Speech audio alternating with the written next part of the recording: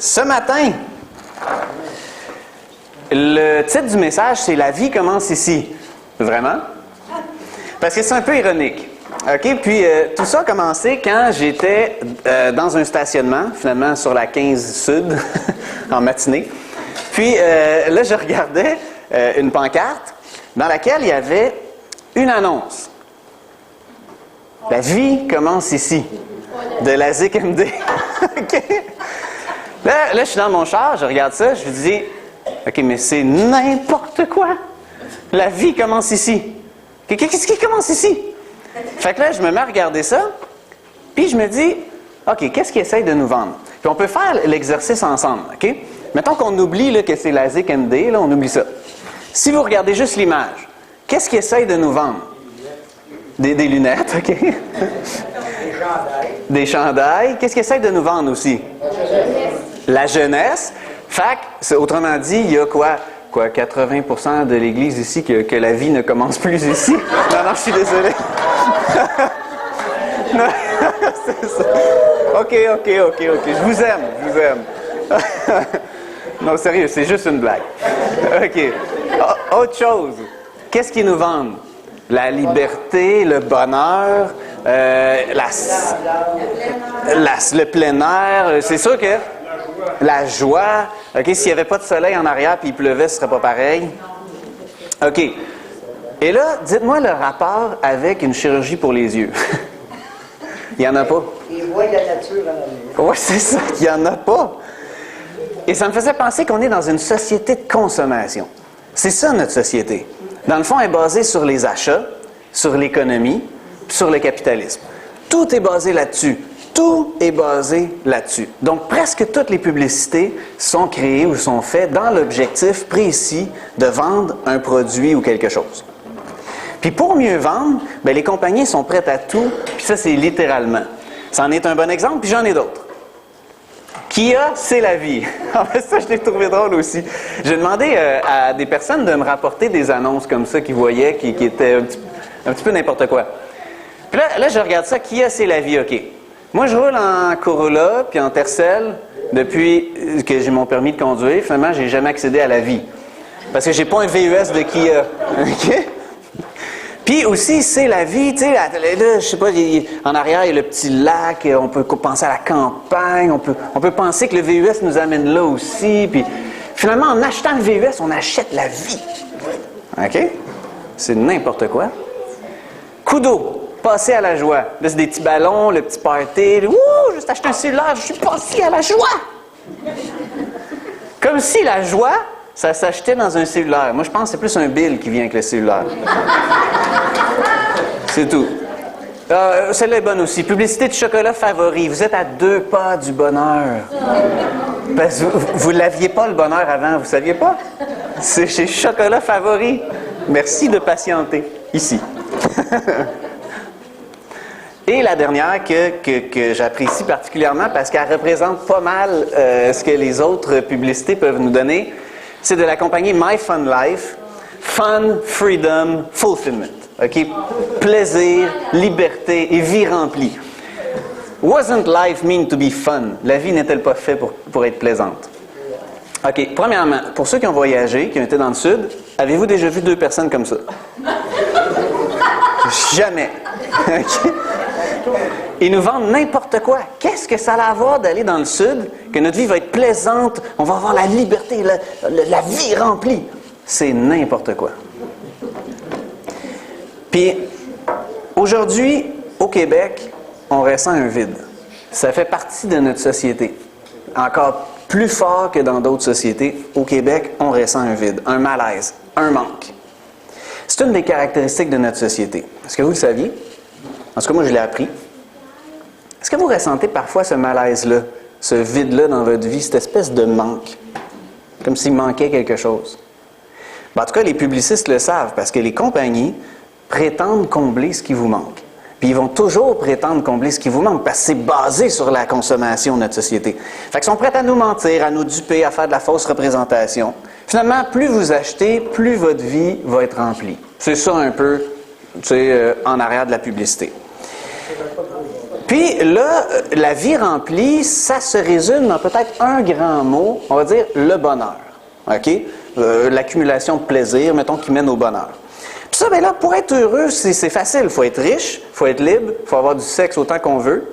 OK? Puis il faut avoir du plaisir. C'est ça qu'on nous vend. C'est ce qui nous manque. Puis ça tombe bien parce que depuis l'effondrement de l'Église catholique, la société est obsédée par la recherche du bonheur. Déjà que l'humain recherche le bonheur, nous ici, on en est obsédés. Depuis, c'est ça, l'effondrement de l'Église. Fait qu'est-ce qu'on fait quand il nous manque quelque chose à notre vie, quand il y a ce petit ouf qui nous manque là? Qu'est-ce qu'on fait? Bien, j'ai une image graphique pour ça. Avec aucun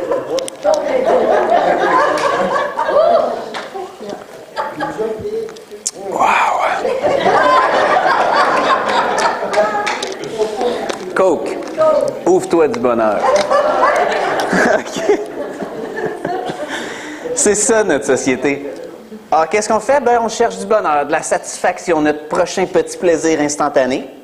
Fait qu'on s'achète du bonheur en canne, finalement. Puis, on est réellement prêt à faire tout ce que la société nous propose. Pour moi, tant qu'à moi, c'est plutôt des calories vides. Je ne sais pas pour vous. D'ailleurs, un homme dans la Bible a parlé de ça. L'homme le plus sage qui a jamais existé, Salomon. Dans Ecclésiaste 2.1, il dit, et ça, j'ai trouvé ça fascinant dans la Bible, parce que lui aussi, il a cherché ça, le bonheur puis la joie. Il dit, allons, essaie la joie et tu goûteras au bonheur, parce qu'il s'est dit ça dans son cœur.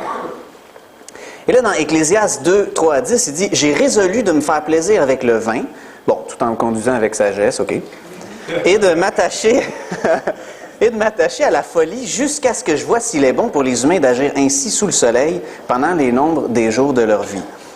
OK, à s'attacher à la folie, on va voir c'est quoi. J'ai fait de grandes choses. Je me suis bâti des maisons. Je me suis planté des vignes. Et là, il faut se remettre dans sa peau. Le mec, c'est un roi. He's the boss. OK? Premièrement, il a le pouvoir, ce que les humains aiment beaucoup. Puis après ça, lui, il décide de se faire plaisir, puis il décide de se construire des maisons, des vignes. Le gars, il fait son propre vin, c'est quand même quelque chose. Je me suis fait des jardins et des parcs. J'y ai planté toutes sortes d'arbres fruitiers. Je me suis fait des réservoirs pour arroser de l'euro, une pépinière de jeunes arbres. Il faut croire qu'il y avait du terrain. J'ai acheté des esclaves, des servantes. En plus, il y avait des humains qui le servaient. Et leur fils né dans la maison. J'ai possédé du gros bétail et du petit bétail en abondance, plus que tous ceux qui étaient avant moi à Jérusalem. En plus d'avoir tout ce qu'il y avait, il a dépassé tous ceux qui ont existé à Jérusalem avant. J'ai aussi amassé de l'argent et de l'or, de précieux trésors des rois et des provinces. Non seulement il y avait tout ce qu'il y a, les rois lui donnaient des trésors, tu sais. C'est comme si, je sais pas, moi, l'empereur de Chine me faisait rentrer dans son musée, puis que ça. Hey, c'est un trésor, ça a 4000 ans, tu sais, je sais pas. J'ai acquis des chanteurs et des chanteuses et délices des hommes, beaucoup de femmes. On sait qu'il y a eu, je pense, plus de 1000 femmes, là. En tout cas, bon, je suis devenu grand, j'ai surpassé tous ceux qui étaient avant moi à Jérusalem et ma sagesse demeurait avec moi. En plus, sa sagesse continuait d'être avec lui. Et remarquez qu'est-ce qu'il dit.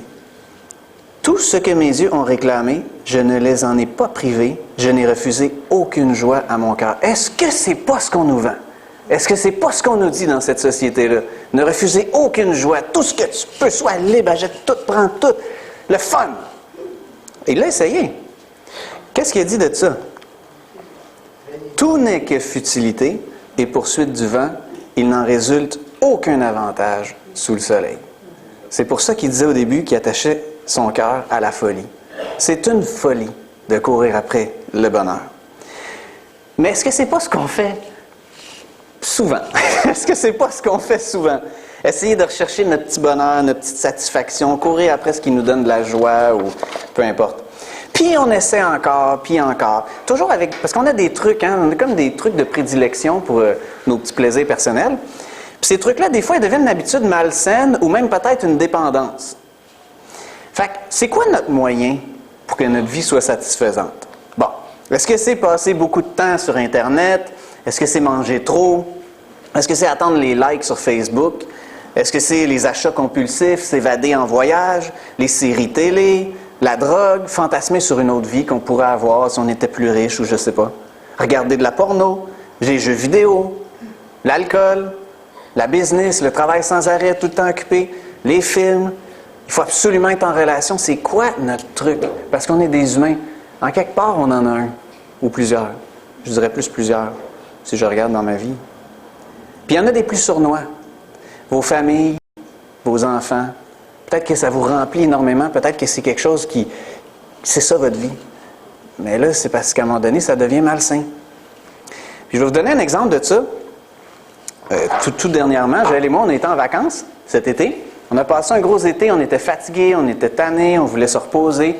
Puis là, dans notre cœur, on s'attendait à ce que nos vacances soient, tu sais, là, du crunch punchante, puis tu sais, qui nous remplissent, puis qu'on soit bien. Puis là, on s'est dit, parfait, on va aller à la même place qu'on a été à notre voyage de noces. Puis là, on se rappelait tout ce qu'on avait vécu, puis là, on avait envie d'y aller. Finalement, en passant, si vous planifiez de faire 2 semaines de camping, pas sûr que vous allez vous reposer dans ces 2 semaines-là. Mais, OK. Nous autres, on planifie ça, on s'en va à Charlevoix, notre place pour ce qu'on avait pour notre voyage de noces.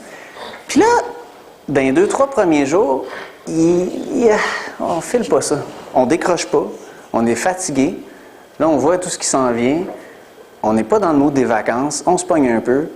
Là on se dit, OK, puis là, on cherche. Puis là, on gruge, on essaie de refaire les mêmes affaires pour être sûr que, tu sais, on va revivre ce qu'on avait vécu.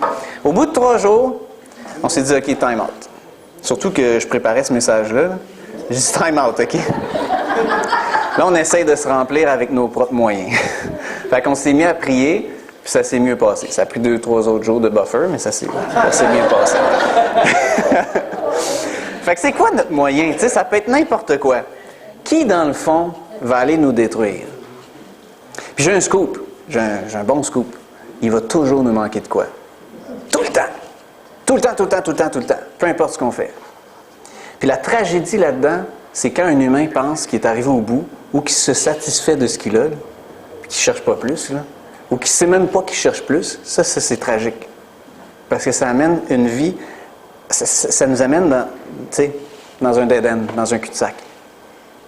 Ça nous risque de nous faire créer des dépendances graves, d'affecter notre vie, constamment à la recherche, jamais satisfait. Et en passant, Dieu veut qu'on bâtisse notre vie sur du solide. Il me l'a répété dans mes vacances, à Joël et à moi, sur du roc. Pas sur quelque chose qui peut glisser facilement. Il y a un exemple de ça dans la Bible. Une femme que Jésus a croisée, qui vivait sensiblement la même chose. Dans Jean 4 à 18, pour les versets, la première diapositive, c'est 4 à 9, il est écrit « Comme il devait traverser la Samarie, il arriva dans une ville de Samarie appelée Sychar, près du champ que Jacob avait donné à son fils Joseph. Là se trouvait le puits de Jacob. Jésus, fatigué du voyage, était au bord du puits. C'était environ midi. Une femme samaritaine vient puiser de l'eau.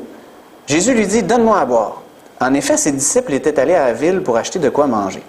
La femme samaritaine lui dit « Comment, toi qui es juif, tu me demandes à boire, à moi qui suis une femme samaritaine? » Les Juifs, en effet, n'ont pas de relation avec les Samaritains. Jésus lui répondit « Si tu savais quel est le cadeau de Dieu, et qui est celui qui te dit « Donne-moi à boire », tu lui aurais toi-même demandé à boire, et il t'aurait donné de l'eau vive. » Là, nous, on sait que Jésus parle d'une autre sorte d'eau que l'eau naturelle que la femme peut puiser du puits. Mais elle ne sait pas encore. Seigneur, lui dit la femme, tu n'as rien pour puiser, le puits est profond. D'où aurais-tu donc cette eau vive? Es-tu toi plus grand que notre ancêtre Jacob, qui nous a donné ce puits et qui a bu de son eau? Lui-même, ses fils et ses troupeaux? Jésus lui répondit, toute personne qui boit de cette eau-ci aura encore soif. En revanche, celui qui boira de l'eau que je lui donnerai n'aura plus jamais soif, et l'eau que je lui donnerai deviendra en lui une source d'eau qui jaillira jusque dans la vie éternelle. La femme lui dit, Seigneur, donne-moi de cette eau afin que je n'ai plus soif et que je n'ai plus à venir puiser ici. Elle n'a rien compris. Mais c'est pas grave, c'était normal. Mais Jésus était en train d'interpeller quelque chose à l'intérieur de la femme. Et dans les prochaines lignes, on va comprendre pourquoi il a parlé d'une eau qui allait la satisfaire. Il dit, va, appelle ton mari, lui dit Jésus, et reviens ici. La femme répondit, j'ai pas de mari. Eh bien, Jésus dit, tu as bien fait de dire, j'ai pas de mari, car tu as eu 5 maris, et l'homme que tu as maintenant n'est pas ton mari. En cela, tu as dit la vérité. Là, on comprend de quelle eau il veut parler. Là, on comprend de quelle soif il veut parler. Il est en train de dire à la femme, cette femme-là passait d'un homme à l'autre. Elle avait soif de vie remplie, elle avait soif de quelque chose. C'était sa manière à elle. Probablement qu'elle était devenue dépendante affective. Et évidemment, dans ce temps-là, c'était pas très bien perçu. Fait que même sa vie allait pas trop bien à cause de ça. Mais c'était son moyen pour se satisfaire. Puis ce que Dieu dit, c'est, non, moi je vais te donner quelque chose qui va te satisfaire. Moi, je vais te donner quelque chose qui va te faire arrêter de rechercher, parce que là, ça va continuer, là. Ton 5e mari, il va en avoir un 6e, puis il ne fera jamais l'affaire, là. Fait que oui, ça affectait probablement toutes les sphères de la vie de cette femme-là. Est-ce qu'il y a des personnes qui se reconnaissent, que ce soit pour les relations, que ce soit pour d'autres choses, qui recherchent tellement la satisfaction dans leur vie? Parce que Dieu savait que cette femme-là avait une soif de vivre, puis qu'elle ne l'étancherait jamais. Là, il y a une question qui se pose. Pourquoi il y a juste Dieu qui peut nous satisfaire? C'est vrai, parce que je veux dire, le monde nous offre des millions de possibilités de nous satisfaire. Pourquoi il y a juste Dieu qui peut nous satisfaire? Dans la Bible, à un moment donné, dans Ecclésiaste 3.11, il est écrit « Il, donc Dieu, a mis dans le cœur aux humains la pensée de l'éternité. » Ça m'est revenu quand j'ai fait le message. Je me suis dit, OK, on a l'éternité dans le cœur, c'est correct. On est à la recherche de l'éternité. Là, je me suis mis à réfléchir, je me suis dit, hey, tous les peuples de la terre, sans exception, ont recherché un absolu.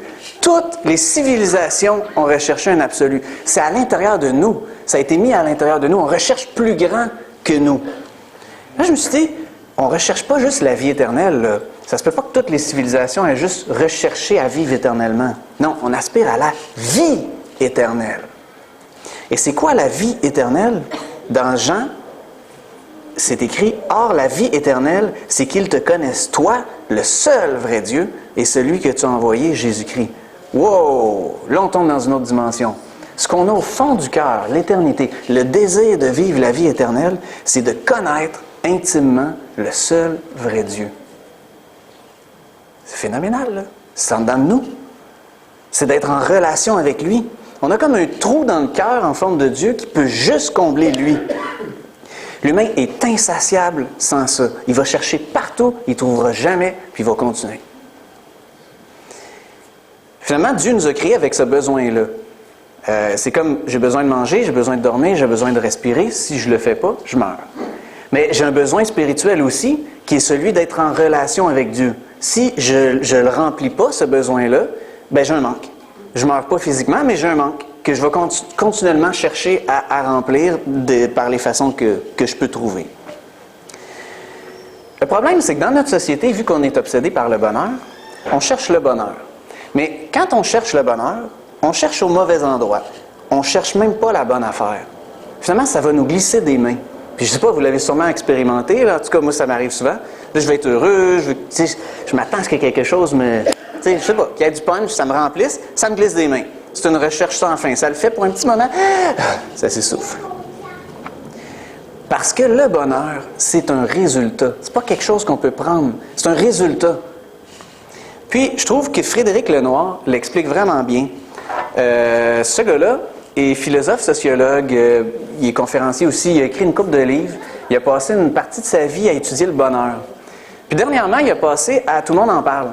Puis ce que j'ai écouté, mon père aussi, il l'écoutait, c'est comme ça que je suis tombé là-dessus. Puis ce gars-là, il dit, en fait, c'est comme le spécialiste du bonheur, on s'entend. Fait que là, à Tout le monde en parle, ils ont dit, ben, qu'est-ce qu'on fait pour être heureux? La question vaut la chandelle.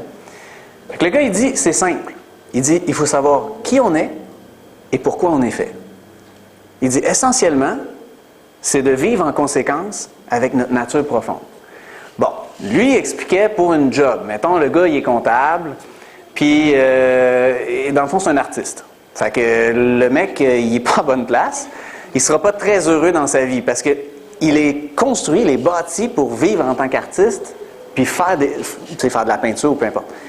Mais là, il est comptable, il est assis sur un bureau, puis il fait des chiffres. Il n'est pas heureux. Puis c'est ça qu'il racontait un peu. Il faut trouver, d'abord, connaître notre nature profonde, et deuxièmement, vivre en conséquence. C'est deux choses. Hey, c'était le fun! Et ça nous montre aussi que le bonheur ne peut pas s'attraper. C'est juste le résultat de connaître qui on est et de vivre en conséquence. Bon, mais il y a plus profond que son activité ou sa job, là. Il y a vraiment plus profond que ça, là. On a été créé, pas pour se centrer sur le bonheur ou notre satisfaction, on a été créé pour vivre éternellement auprès de Dieu. C'est ça, notre nature profonde, au fond. À tous les humains. Pour le connaître intimement. Puis en étant en relation avec lui, là, on trouve qui on est. Là, on connaît qui on est, notre identité, notre nature profonde, puis on peut vivre en conséquence. Dr. Larry Crabb, dans son livre « Se comprendre et comprendre les autres », ça c'est une citation que j'ai prise d'un des messages de Roger. Il l'avait déjà passé. Il dit « Comme Dieu est un être de relation, il y a au sein de la divinité 3 personnes qui jouissent de relations parfaites entre elles. L'homme a été créé à l'image de Dieu. L'homme créé à l'image de Dieu est lui aussi un être fait pour des relations. C'est ce qu'on est. On est fait pour des relations. Nous avons été créés pour entretenir des relations avec Dieu et avec nos semblables. Il s'ensuit qu'au plus profond de nous-mêmes, nous désirons ardemment jouir de ce pourquoi nous avons été créés. C'est un psychiatre qui écrit ça. C'est au fond de nous-mêmes. On a été créés pour expérimenter ça à chaque jour. C'est pour ça qu'à chaque jour, on cherche notre bonheur. Pour lui faire confiance, lui remettre tout ce qu'on attend dans la vie. Parce qu'on en a des attentes dans notre société, qui est un autre problème. C'est là qu'un humain vit comme il est réellement. Pour se tourner vers les autres, aimer, pardonner, donner aux autres, penser aux autres, être patient. On a été créé pour ça, on a été créé pour l'expérimenter. Et à ce moment-là, tout le reste va tomber à sa place. Nos pensées vont être orientées à la bonne place. Oui, on va faire des activités plaisantes. Oui, on va avoir des moments excitants, c'est sûr. Mais ce ne sera pas une recherche continuelle des activités plaisantes, des moments excitants, puis du « high ». Tu sais, on va être rempli à l'intérieur, puis ça va juste faire partie de notre vie. Puis mes messages, ils ont une trame de fond semblable. C'est la relation avec Dieu est la base de tout. C'est pas mal ça, puis c'est pas mal ce que Dieu m'enseigne de ce temps-ci. Puis je le répète, puis je le répète, et je le répète, parce qu'on a une tête de cochon, on s'en fout, on veut faire à notre tête. Il y a un pasteur un jour qui m'a dit « Les gens font ce qu'ils veulent. » C'est vrai. Puis on fait vraiment ce qu'on veut. La plupart du temps, on ne veut pas faire confiance à Dieu pour nous enseigner comment vivre, pour être la source de notre satisfaction. On a nos petits trucs, ça donne de quoi, c'est ça qu'on veut. On cherche nos petits plaisirs, notre petite sécurité. Puis en plus, en plus, on se fait notre propre petite sécurité dans notre tête. Là, on dit ça, c'est vrai, puis c'est comme ça que ça marche, puis notre petit monde, là. Mais c'est n'importe quoi, c'est de la folie, c'est ce que Salomon disait. On bâtit notre vie sur la recherche du bonheur, ça revient à dire qu'on bâtit notre vie sur le sable. C'est la même affaire, ça nous glisse des mains. Et c'est ça le combat de la vie chrétienne. De laisser notre vie à Dieu, puis de ne pas chercher à la remplir à notre façon. C'est un gros combat dans la vie chrétienne. Mais Jésus nous a dit quelque chose. « Laissez-vous instruire par moi, car je suis doux et humble de cœur, et vous trouverez le repos pour votre âme. » Oui, ça demande de l'humilité. Oui, ça demande de lâcher nos petits trucs. Oui, ça demande d'y faire confiance, et tout spécialement d'être patient. Mais c'est ça la vie. C'est pour ça qu'on a été créé. Être en relation avec Dieu, patienter après lui. Dans Psaume 25, 12, David dit « Quel est l'homme qui craint l'Éternel? Qui est-ce qui respecte profondément Dieu? Parce que l'Éternel lui montre le chemin qu'il doit choisir et son âme reposera dans le bonheur. » Résultat, son âme reposera dans le bonheur parce que la personne est en relation avec Dieu, parce qu'elle l'écoute, parce qu'elle est humble. Évidemment, c'est un cheminement, là. On s'entend tous là-dessus. Fait qu'êtes-vous en train de chercher à vous remplir d'une façon ou d'une autre? Suis-je en train de le faire? Certainement, de mon côté. Qu'est-ce que vous faites à répétition qui est devenu une dépendance chez vous? Il faut y réfléchir. Puis, pendant un bout de ma vie, je me demandais, tu sais, bon, tu sais, souvent on dit, il faut donner notre vie à Dieu. Puis là, je disais, oui, mais je suis intelligent quand même, je peux l'utiliser, mon intelligence, tu sais. Oui, mais il faut que tu donnes ta vie à Dieu. Mais là, il y a comme une espèce de paradoxe, tu sais, utiliser son intelligence puis donner sa vie à Dieu. Puis là, je me suis dit, en tout cas, en faisant ce message-là, je me suis dit, ah oui, c'est vrai, on a une intelligence, on doit l'utiliser Pas pour maîtriser notre vie puis être maître de nos choix. Non, ça, c'est la mauvaise méthode d'utiliser notre intelligence. La bonne méthode, c'est de réfléchir qu'est-ce qu'on met devant Dieu. Qu'est-ce qu'on va chercher qui n'est pas Dieu? Où est-ce qu'on va se remplir? C'est une des façons d'utiliser notre intelligence. Mais ça, c'est la bonne façon de réfléchir. Quand on a mis le doigt sur le bobo, notre petit plaisir en canne, l'eau viciée de la source d'eau qu'on va chercher, là. Quand on a mis le doigt sur le bobo, bien là, on ouvre notre cœur à Dieu pour qu'il nous montre une autre façon de voir les choses. Finalement, une autre façon de les vivre. Sa vision, puis qui ramène à notre cœur la raison de notre vie sur Terre. On est des ambassadeurs, on est des extraterrestres, autrement dit. On appartient à quelque chose de plus grand. Il faut se le rappeler, il faut constamment se le rappeler. Puis évidemment, bien, faire ce que Dieu nous demande quand on ressent qu'il nous demande de le faire. Et c'est tough, c'est vraiment tough.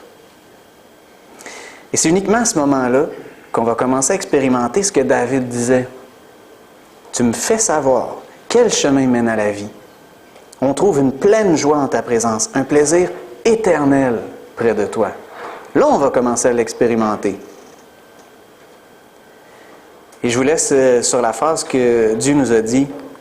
Si quelqu'un a soif, qu'il vienne à moi et qu'il boive. Amen.